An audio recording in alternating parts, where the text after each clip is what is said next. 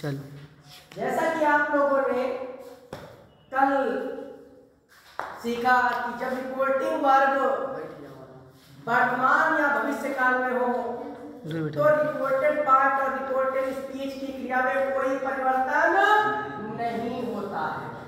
यही सीखा ना कल। तो आज हम सीखेंगे नई चीज। उसके मैंने बोला था कि कॉम्पिटिटिव एग्जाम के लिए बहुत ही आसानी से क्या सिखाएंगे आप लोगों को, बहुत ही आसानी से डायरेक्ट और इनडायरेक्ट समझेंगे। तो पहले क्या करा है, यदि रिपोर्टिंग वर्ब पास्ट टेंस में हो तो, रिपोर्टिंग वर्ब पास्ट टेंस में हो तो, अब ये कैसे जानेंगे रिपोर्टिंग वर्ब पास्ट में है या नहीं है। तो ये देखेंगे, ये शब्द लिखा हुआ जैसे Ram, Rama said to me, मान लेंगे, या he said inverted comma। अब यहां पर दो सेंटेंस हमने लिखे, तो यहां पर लिखा हुआ है said और साथ में है to। said to लिखा हुआ है, said का मतलब होता है कहा, और ये to का मतलब यहां पर होगा से कहा। क्या हो जाएगा, से कहा। Ram said to me, Ram ने मुझसे कहा। Ram said to me, ball मारेंगे सिर पे भी। अब क्या करते हैं, राम said to me का मतलब होता है राम ने मुझसे कहा। अगर यहाँ पर said to आएगा तो ये रिपोर्टिंग वर्ब पास्ट टेंस में है। खाली said लिखा होगा, he said, उसने कहा। ये चीजें said लिखा हो तो जान जाओ, ये पहचान जाओ कि रिपोर्टिंग वर्ब पास्ट में है। इसमें है पास्ट में। अगर पास्ट में है रिपोर्टिंग वर्ब तो क्या करेंगे, तो ये शर्त रखी गई है। तो क्या करेंगे हम लोग, कुछ नहीं, गिल्ली डंडा खेलेंगे, क्रिकेट खेलेंगे। तो क्या है कि रिपोर्टिंग वर्ब पास्ट में है तो सबसे पहले रिपोर्टेड स्पीच में क्या होगा, अगर टेंस की बात करें तो प्रेजेंट इंडेफिनिट टेंस को पास्ट इंडेफिनिट में बदल देंगे। क्या बताया कि प्रेजेंट इंडेफिनिट टेंस को पास्ट इंडेफिनिट में बदल देंगे। पास्ट प्रेजेंट कंटीन्यूअस को पास्ट कंटीन्यूअस में बदल देंगे। प्रेजेंट परफेक्ट टेंस को पास्ट परफेक्ट टेंस में बदल देंगे। और प्रेजेंट परफेक्ट कंटीन्यूअस टेंस को पास्ट परफेक्ट कंटीन्यूअस में बदल देंगे।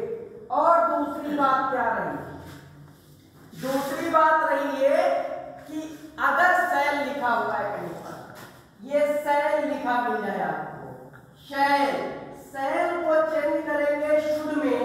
सेल की जगह पे लिखा जाएगा शुड, विल की जगह पे लिखा जाएगा, विल की जगह पे कुड हो जाएगा।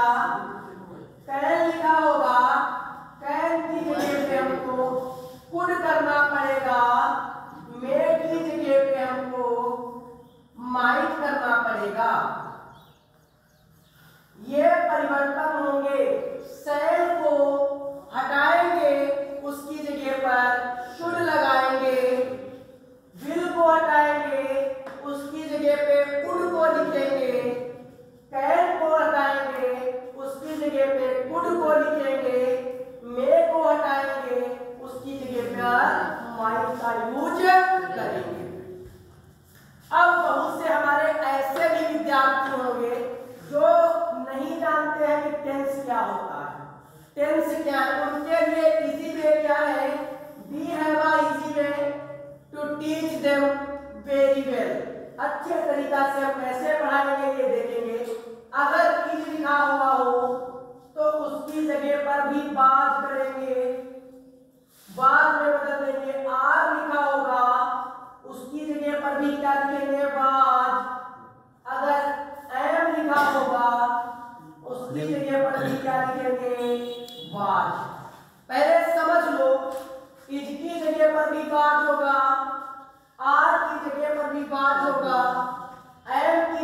भी बाज होगा। अगर कहीं पर डू नॉट लिखा हुआ हो, डू नॉट को डिड नॉट में चेंज करेंगे, डू नॉट की जगह पे आ जाएगा डिड नॉट, और वैसे ही डज नॉट की जगह पर भी होना चाहिए आपका डिड नॉट। कन्फर्म हुआ? अगर ये चीजें आप बदलना सीखे तो एक चीज और समझिए, वो चाहे है जो या है वो, है जो या है वो, इसकी जगह पे हम करेंगे है। क्या कर लेंगे? ये परिवर्तन अगर आप लोग सीख गए तो लगभग आपने डायरेक्ट और इनडायरेक्ट सीख लिया। अब क्या होता है? निकटता सूचक शब्दों में परिवर्तन होता है।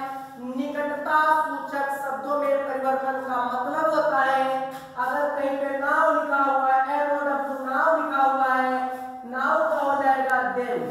मतलब नाउ का मतलब होता है अब, देन का मतलब होता है तब।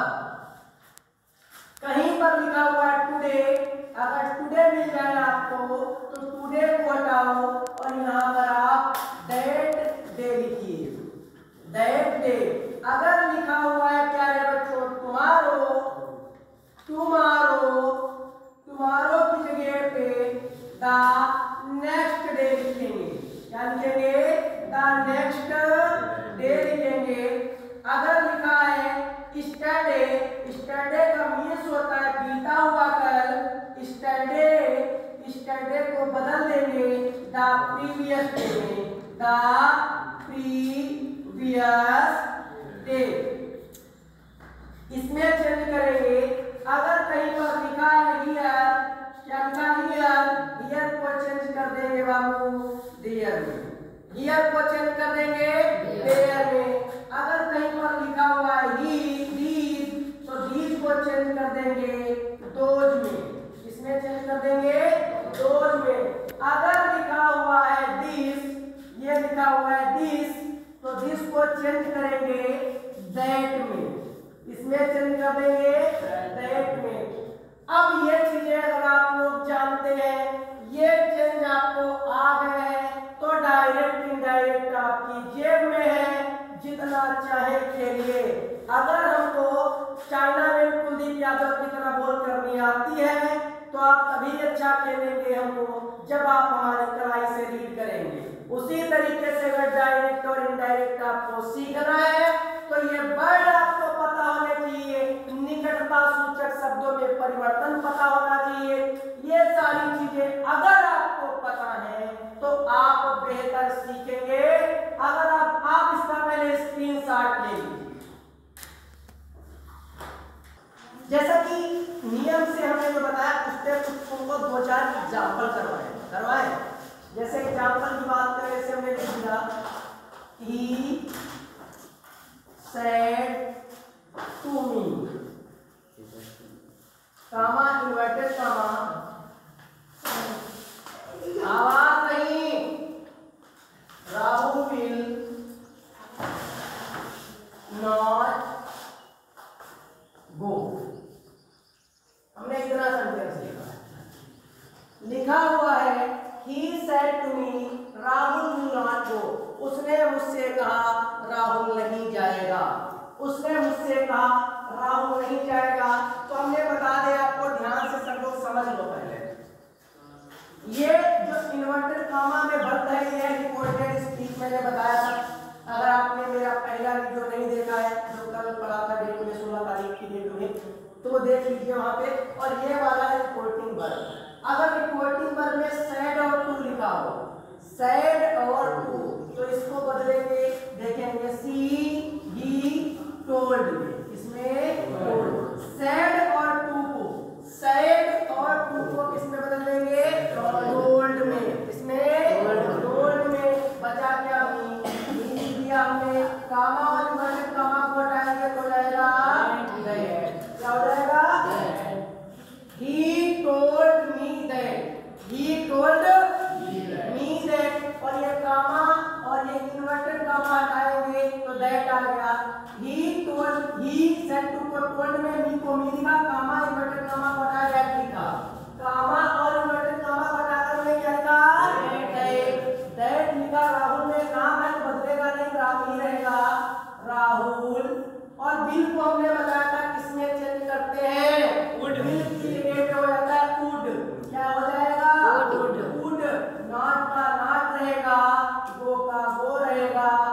Full stop. इतना समझ में आया? जैसे अभी आ जाएगा Sheela, Sheela said comma inverted comma Roshni is going to read।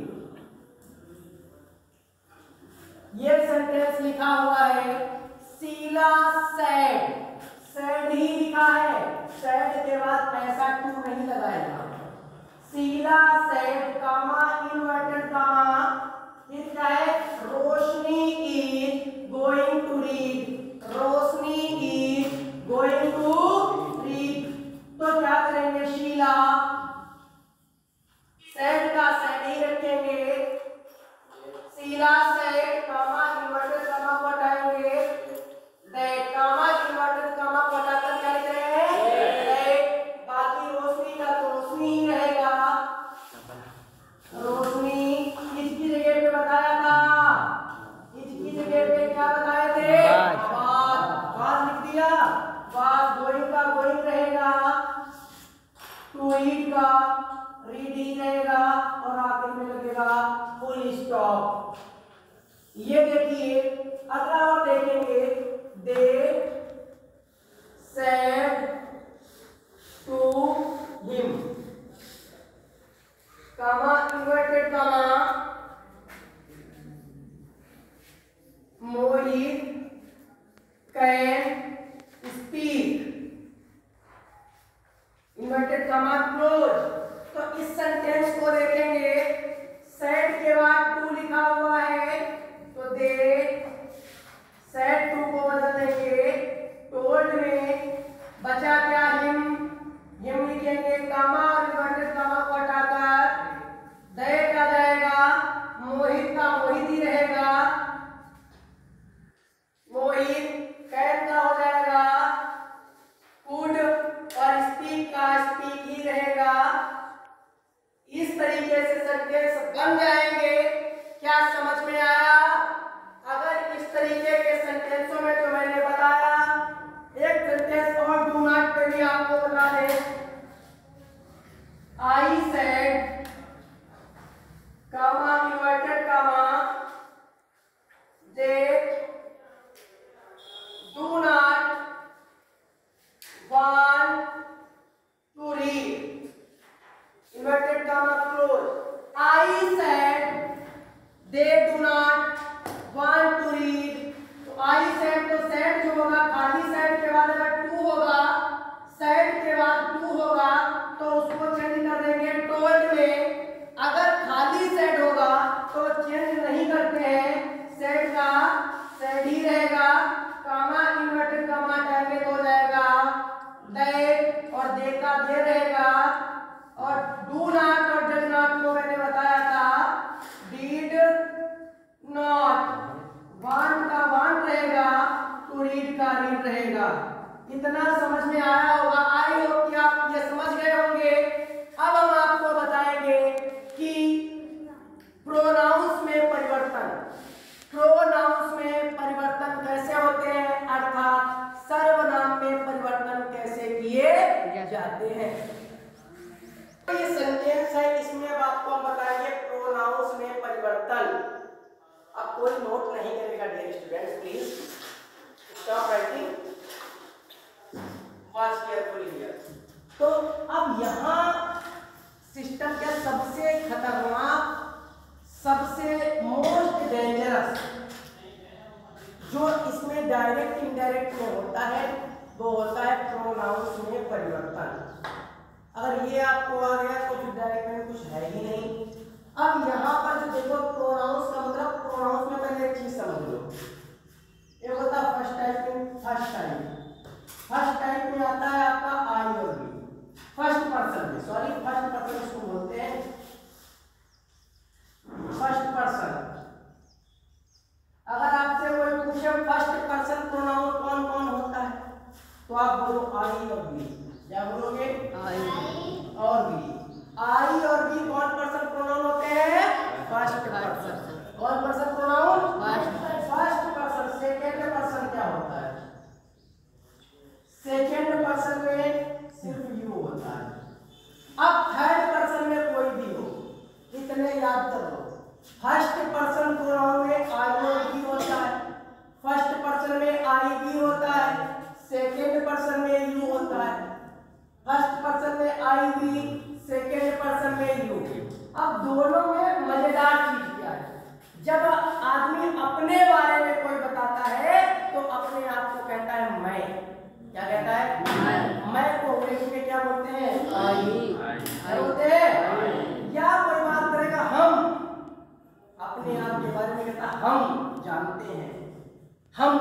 सकते हैं। हम भी अपने आप को कहता है तो हम अंग्रेजी में कहते हैं वी। जो शब्द अपने लिए प्रयोग किए जाते हैं, जैसे मैं और हम, मैं और हम आदमी अपने लिए प्रयोग करता है, तो इसलिए कह सकते हैं कि फर्स्ट पर्सन प्रोनाउन है तो पर्सनल प्रोनाउन नहीं, लेकिन ये फर्स्ट पर्सन में आते हैं। सामने कोई हो, सामने कोई हो उसको सेकेंड पर्सन कहते हैं। सामने एक आदमी कोई हो उसको सेकेंड पर्सन कहते हैं। सेकेंड, अगर कोई बड़ा है तो हिंदी में कहोगे आप, हिंदी में बड़े को बोलते हैं आप, और कोई छोटा है तो बोलते हैं तुम।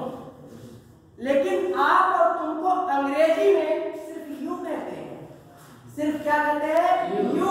और यू होता है सेकेंड पर्सन। क्या होता है? Second person. अब यहाँ पर इसके बारे में छोटा सा टेबल बनाएंगे, एक टेबल बनाएंगे तभी समझा पाएंगे मेरे प्यारे बच्चों कि ये समझ लो अच्छे से। पर्सनल प्रोनाउन में किस तरीके से ये काम करते हैं, तो सबसे पहला होता है सब्जेक्टिव। सब्जेक्ट का मतलब होता है कर्ता, करने वाला। दूसरा होता है ऑब्जेक्टिव। तीसरा होता है एडजेक्टिव पॉजेसिव, एडजेक्टिव पॉजेसिव, और चौथा होता है आपका पॉजेसिव। चार चीजों को विशेष ध्यान से देखेंगे। पहला होता है सब्जेक्टिव, दूसरा होता है ऑब्जेक्टिव, तीसरा होता है एडजेक्टिव पॉजेसिव, और चौथा पॉजेसिव होता है। तो जैसे जब हम मैं कहते हैं, मैं बोलूंगा तो वो सब्जेक्टिव है, मैं को कहते हैं आई, मैं को बोलते हैं आई, और आई का सब्जेक्टिव जो होता है लोग कहते हैं मुझे परेशान मत करो, मुझे जो शब्द आएगा वो है ऑब्जेक्टिव, उसको बोलेंगे मी। क्या बोलेंगे? मी। भैया ये मेरा घर है, मेरा, मेरी, मेरे, मेरा, मेरी, मेरे, ऐसे शब्द अगर बोलेंगे तो एडजेक्टिव पॉजेसिव होगा। इंग्लिश में बोलेंगे माई। क्या बोलेंगे? माई बोलेंगे। और जब होगा पॉजेसिव केस, इसका माइन होता है। क्या होता है? माइन होता है। पॉजेसिव केस माइन होता है। तो डियर स्टूडेंट्स ये समझिए कि हम माइन का यूज कैसे करते हैं। नहीं समझते तो समझिए। कॉन्सेंट्रेट। सबसे पहले मैंने लिखा यह मेरा घर है। सेंटेंस देखिए आप, लिखा हुआ है यह मेरा घर है, यह मेरा घर है। और दूसरा सेंटेंस लिखेंगे यह घर मेरा है। ऊपर वाले सेंटेंस में और नीचे वाले सेंटेंस में थोड़ा सा अंतर करके देखेंगे। यह मेरा घर है, यह घर मेरा है। बात तो कहने की एक ही है, लेकिन थोड़ा सा अंतर है। अगर ये मेरा शब्द बीच में आएगा, अगर ये मेरा शब्द बीच में आएगा तो इसका मतलब ये एडजेक्टिव पॉजेसिव होगा। सबसे पहले क्या लिखा हो? यह को इंग्लिश में बोलते हैं दिस। क्या बोलते हैं? दिस। और दिस के बाद लगेगा इज, और इज के बाद मेरा को लिखेंगे एडजेक्टिव पॉजेसिव में क्या है? माई। और घर को बोलते हैं होम। क्या बन गया? This is my home, this is my cycle, this is my brother, this is my sister, this is my father, this is my book, this is my pen. इस तरीके से बोलेंगे। कब? जब एडजेक्टिव पॉजेसिव बीच में होगा, दिस इज माई। लेकिन जब ये मेरा शब्द बिल्कुल आखिरी में लिखा होगा तो ये होता है पॉजेसिव।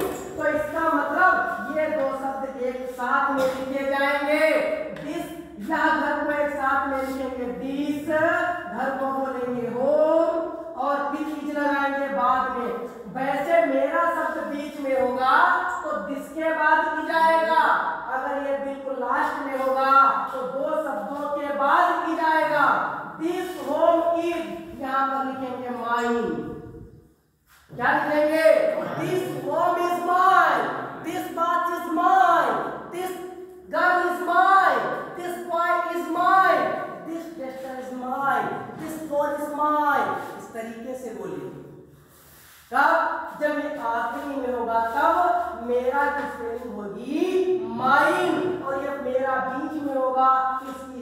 होगी माई। क्या होगी? इतना समझ में आया कि नहीं आया? अब बात करेंगे हमने, अब बता दिया कि इसके रूप क्या क्या है। अब देखिए सब्जेक्टिव में आई का ऑब्जेक्टिव क्या होता है? तो बच्चे बोलेंगे मी। आई का ऑब्जेक्टिव क्या होता है? मी। आई का एडजेक्टिव पॉजिटिव क्या होता है? माई। आई का पॉजिटिव क्या होता है? माई। अगर कहीं पर बोलेंगे मी का सब्जेक्टिव क्या होता है? इस मी का सब्जेक्टिव आई होता है, माई का सब्जेक्टिव आई होता है। ये सब आई के रूप है। अब आई के बाद आता है वी, तो वी की बात करेंगे। आई के बाद आता है वी, और वी को हिंदी में बोलते हैं हम, वी को हिंदी में बोलते हैं, और इसका ऑब्जेक्टिव होता है अस।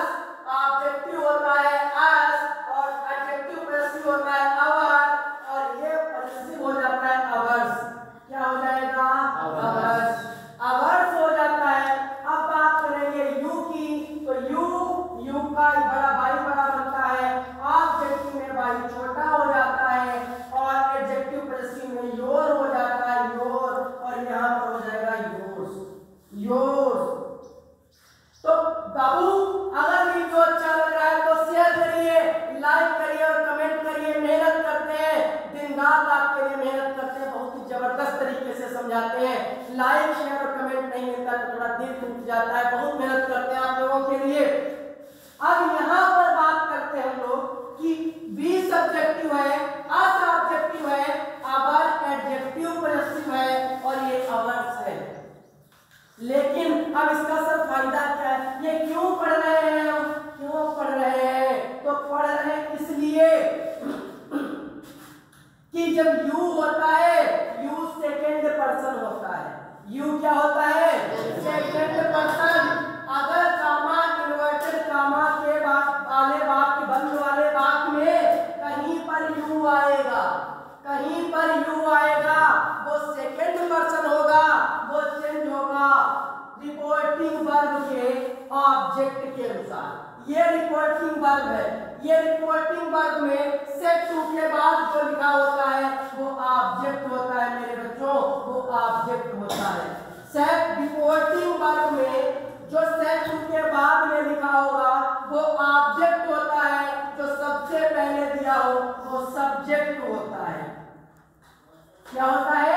सब्जेक्ट होता है। क्या होता है? सब्जेक्ट। अब बात करेंगे यहाँ पर टेंशन कहाँ पर है मेरे प्यारे बच्चों? थोड़ा सा रुकिए और सब करिए बहुत ही आसानी से।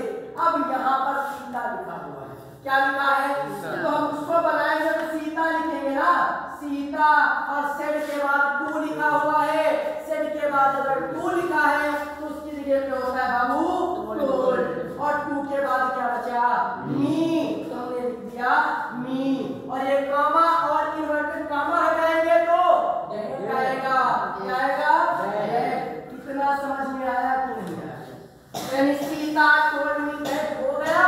अब तुरंत कामा इन्वर्टेड कामा के अंदर लिखा क्या है? यू। क्या लिखा है? यू चेंज होगा। ये तीनों चेंज होते हैं। फर्स्ट पर्सन सेकेंड पर्सन में ही परिवर्तन होता है, थर्ड पर्सन में कोई परिवर्तन नहीं होता है। देखिए ये कैसे? अगर यहाँ पर यू लिखा है तो समझिए, और ये चेंज होगा ऑब्जेक्ट के अनुसार। रिपोर्टिंग वर्ब में जो ऑब्जेक्ट होगा, रिपोर्टिंग वर्ब में ऑब्जेक्ट क्या है?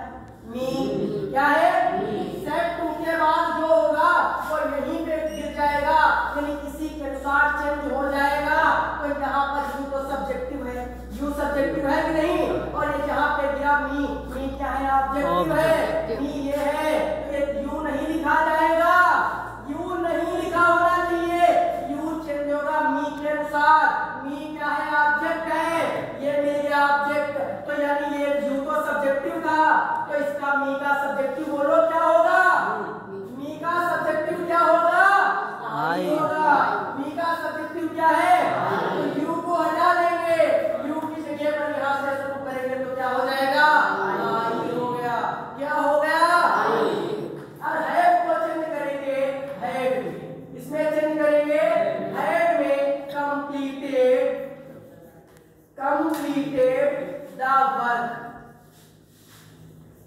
इतना समझ में आया? नहीं आया तो आगे देखिए।